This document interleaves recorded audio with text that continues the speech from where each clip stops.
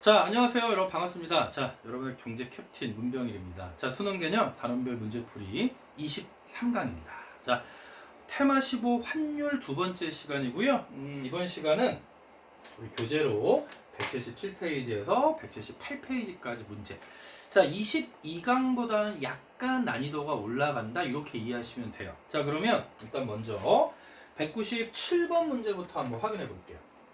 자, 밑줄친 기억에 들어갈 내용으로 적절한 걸 고르는 건데, 자, 올해 들어 미국 달러 대비 각국의 화폐 가치가 지속적으로 하락하고 있습니다.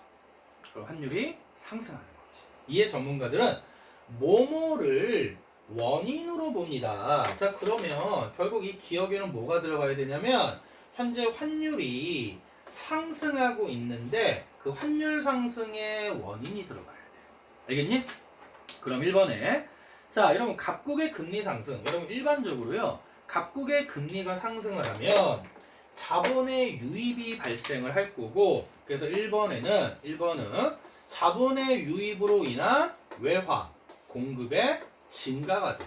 그럼 외화 공급이 증가되면 외화 공급 곡선 우측 이동하면서 환율이 하락하겠지. 그래서 1번은 환율 상승 안 되고요. 2번 각국의 달러 수요 감소. 여러분 외화 수요 감소하면 환율 하락이잖아. 따로 언급할 필요 없죠? 3번. 자, 각국의 대미 경상수지가 흑자가 확대됐어. 자, 3번에서 자, 흑자가 확대되면 결국 흑자가 발생했다는 얘기는 결국 외화 유출액보다 유입액이 더 많은 거니까 자, 외화가 순유입이 이루어진 거고요. 결국 순유입이 증가하는 거잖아.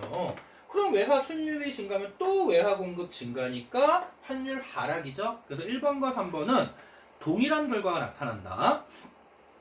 4번. 미국인의 각국 여행 증가가 이루어지면 외화 유입이 증가하면서 또 외화 공급이 증가하겠죠. 그렇죠? 그래서 5번. 미국인의 각국 투자금 회수. 이런 별표. 이게 이제 중요한 건데 자, 이제 5번에서 잘 봐. 미국인이 각국에 대한 투자금을 회수한다는 얘기는 이미 그 전에 투자가 이루어진 거지. 그럼 투자를 할 때는 외화가 유입돼서 외화 공급 증가 환율 하락이지만 투자가 됐어. 그럼 그 돈이 뭐 주식시장으로 갈지, 뭐 부동산으로 갈지 또는 회사, 뭐 기업에게 투자가 되거나 M&A를 통해서 현재 우리나라에 있는 거야. 그렇지, 원화로 바뀌어서. 그러다가 그 투자금을 회수하려면 외화로 바꿔서 나가야 된다. 그쵸? 그럼 외화 유출 또는 외화 수요가 증가하는 거라서 자, 투자금을 회수하는 거야. 미국인이. 그럼 외화 수요 증가가 되고요. 이거는 환율이 상승하는 겁니다. 되니? 자, 그래서 여러분 이 투자금 회수가 수능에 2번이나 출제가 돼서 과거 기출에 그래서 외국인이 우리나라에 투자한 이후에 투자금을 회수할 때는 외화 수요 증가, 환율 상승이다 라고 알아두시면 돼요. 되죠? 자, 그래서 197번 문제 정답은 5번. 자, 이 정도로 확인할게요. 자, 그 다음에 200번 문제입니다. 자, 이거 수능 문제인데 한번 잘 봐봐. 교사의 수업 장면인데, 자, 교사가 이렇게 얘기합니다. A는 달러와의 수요 증가 중에 하나고, B는 달러와의 공급의 중감 중에 하나다. 자, 그런데, 자, 지금 보니까, A 요인이 뭐냐면 결국 수요의 요인이고, 자, B 요인은 외화 공급 요인인데, 원달러 균형 환율이 어떻게 되냐면, 상승했고, 그럼 그 균형 환율의 변동의 효과가 가지. 그럼 결국 가는 환율 상승의 효과를 찾는 거야. 그쵸? 그럼 결국 여기서 외화 수요가 증가했겠지. 외화 수요가 증가해야 환율이 상승하니까. 그런데 자, B는 외화 공급이 변동했어. 공급 증가하면 환율 하락할 거고 외화 공급이 감소하면 환율이 상승하는데 나의 환율 변화, 상승 또는 하락에 의해서 달러화를 원화로 환전하여 한국을 여행하려는 외국인 관광객의 부담이 증가한다. 그럼 이거는 뭐겠어? 환율이 하락할 때지. 그래서 가에는 환율 상승의 효과가 나와야 되고요. 나에는 환율 하락이 들어가야 되는 거야. 알겠지? 자, 그럼 기억 A는 달러화 수요 증가다. 맞지? 달러화 수요가 증가해야 원달러 환율이 상승하니까. 맞고 니은 B는 달러화 공급의 감소. 여러분 환율이 하락하기 위해서 달러화 공급이 증가해야겠지. 그래서 니은 틀렸어. 디귿 가에는 환율 상승의 효과니까 미국 시장에 수출되는 각 국내산 제품의 가격 경쟁력이 향상된다. 맞죠? 자, 여러분 결국 환율 상승으로 인한 수출 증가 계속 반복되는 거야. 대금 맞고요. 리을 보면 환율이 하락하면 순수출이, 여러분 환율이 하락하면 수출이 감소하고 수입이 증가하기 때문에 자, 순수출은 감소하겠지.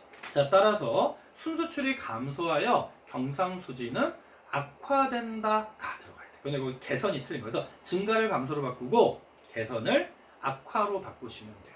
되니? 오케이. 자, 그럼 이제 200번 문제까지 정리가 됐고요.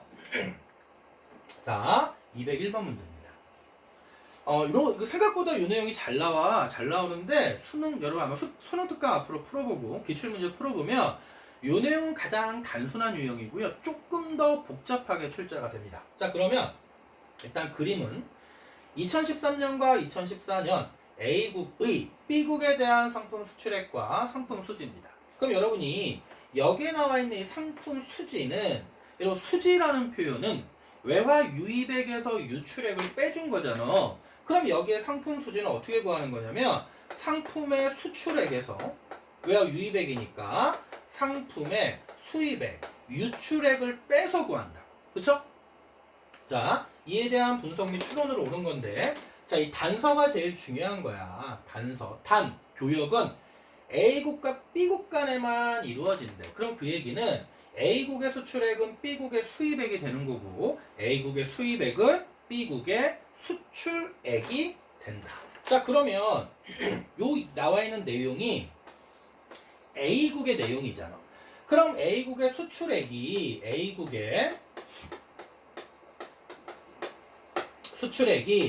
자, 500억 달러에서 300억 달러로 바뀌었어. 그런데 수출액에서 수입액을 빼주면 상품 수지인데, 상품 수지가 200억 달러라는 얘기는 A국의 2013년의 수입액이 300억 달러예요. 그쵸?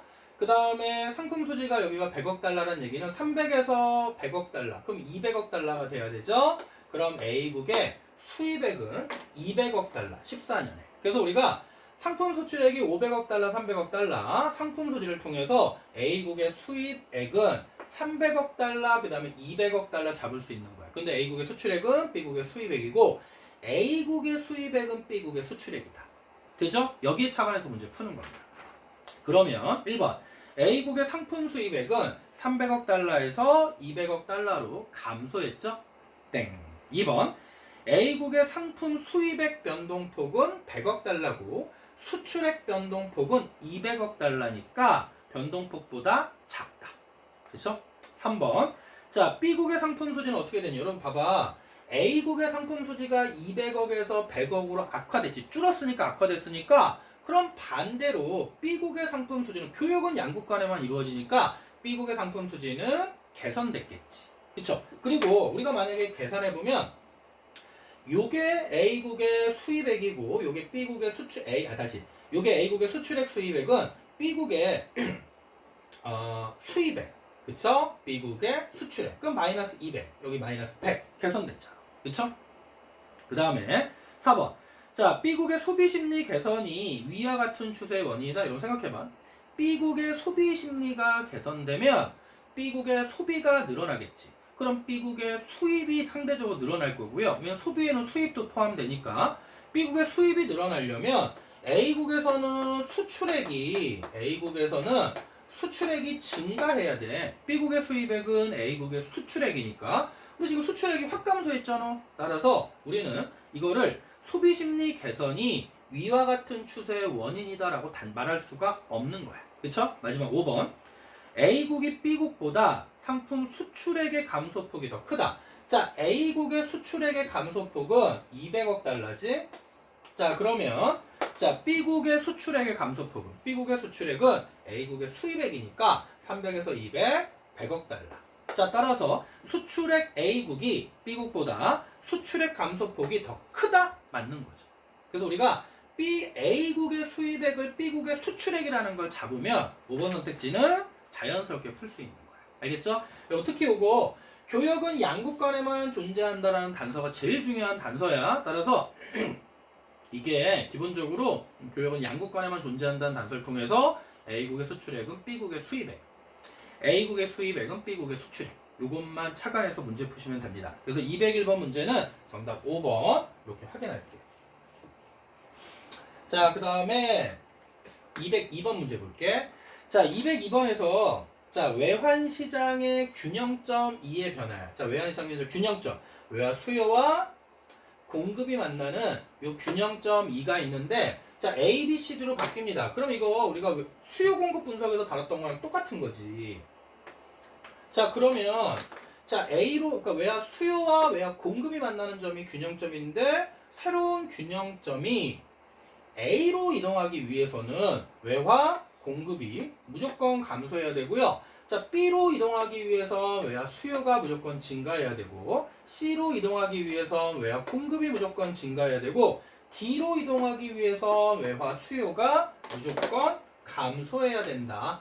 요거 잡는 거예요, 요거. 그래서 하나하나 한번 매치해 봅시다. 자, 기억. 자, 외국 제품에 대한 선호도의 하락으로 인한 수입 감소. 여러분, 수입이 감소하면 외화 수요가 감소하면서 D로의 이동이죠. A로의 이동이 아니지. 즉, 국내 이자율의 지속적 하락으로 해외 자본의 유출. 자본이 외출되는 건 외화 수요가 증가하는 거니까 B로 이동 요인. 맞죠? 자, 디귿.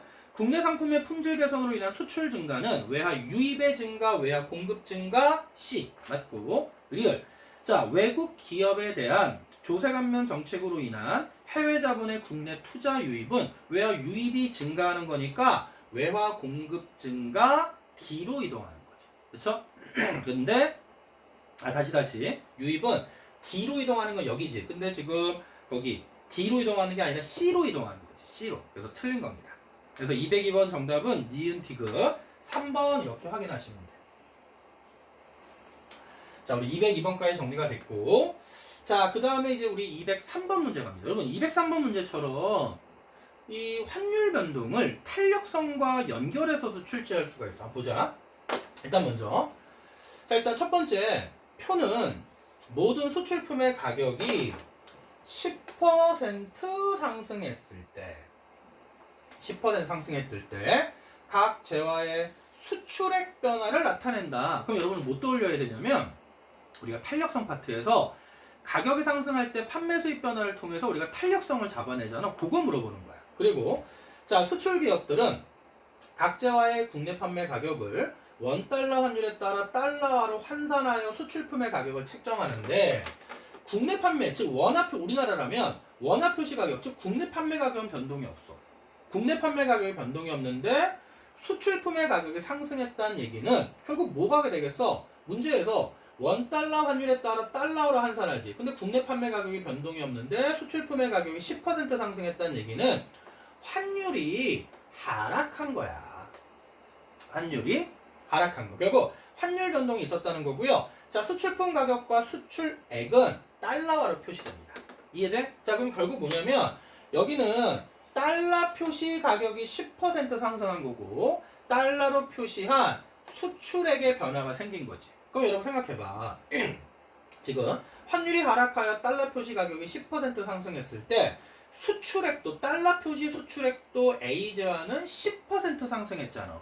가격 변화율과 판매 수입 변화율이 결국 같은 거잖아. 그래서 A제화는 완전 비탄력적인 수요야.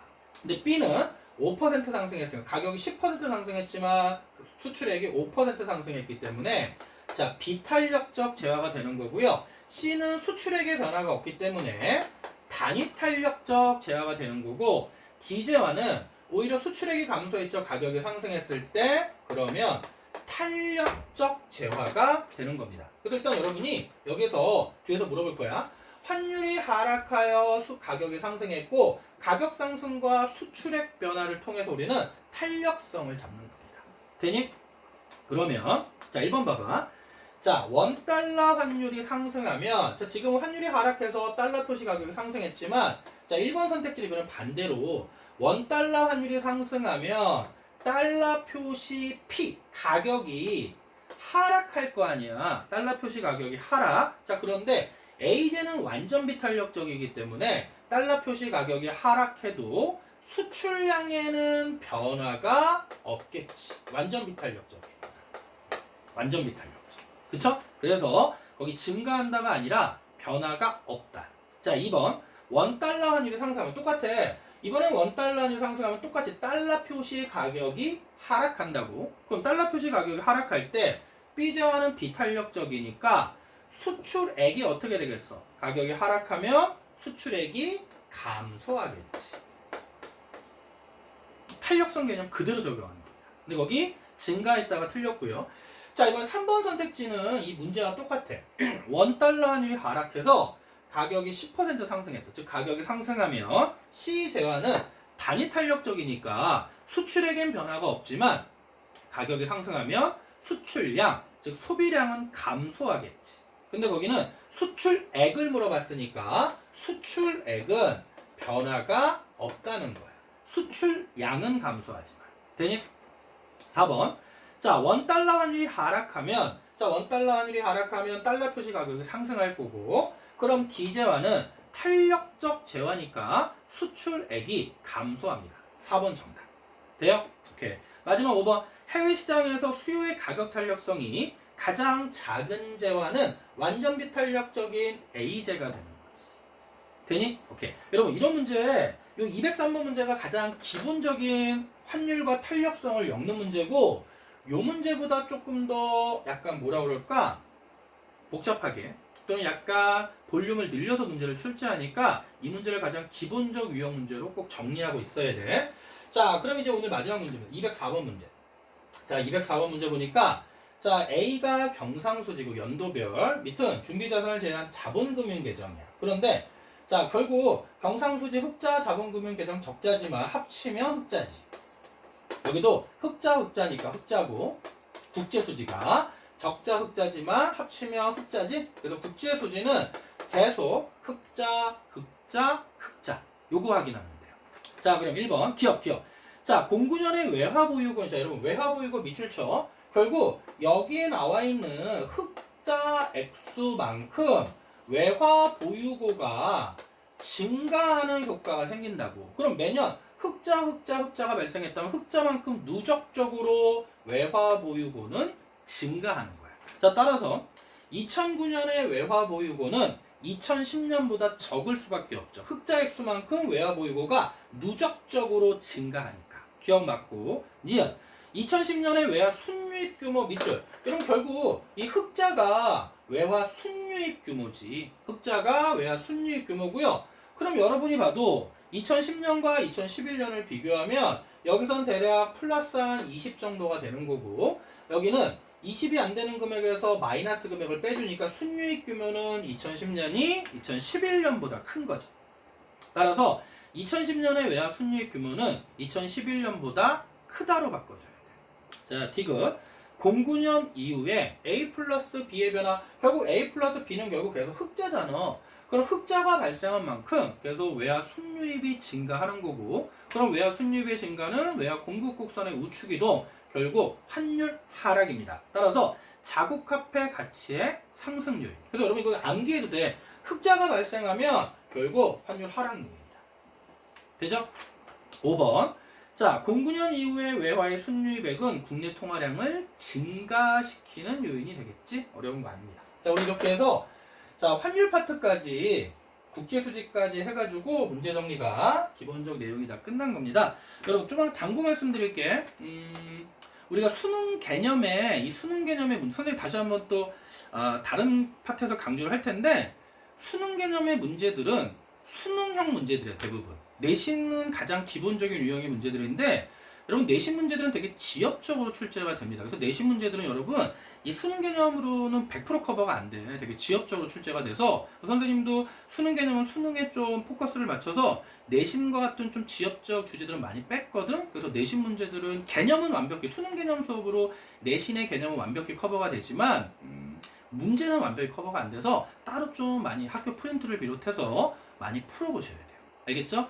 그래서 뭐 프린트를 풀어보셔도 되고, 만약 내신 문제를 좀 많이 풀고 싶다는 친구들은 여러분 선생님 카페에 보면 내신 구독 경제 시스템에서 내신과 관련된 모든 다양한 문제들을 제공하고 있으니까 그런 내신 구독 경제 시스템 이용하는 것도 하나의 방법이 됩니다. 자, 오늘 준비한 내용 여기까지였고요. 이제 종강 얼마 안 남았다. 끝까지 꼭 잘 따라오셔야 됩니다. 여러분 오늘 준비한 내용 여기까지였고요. 자, 수고하셨습니다. 힘내시고요. 항상 응원합니다.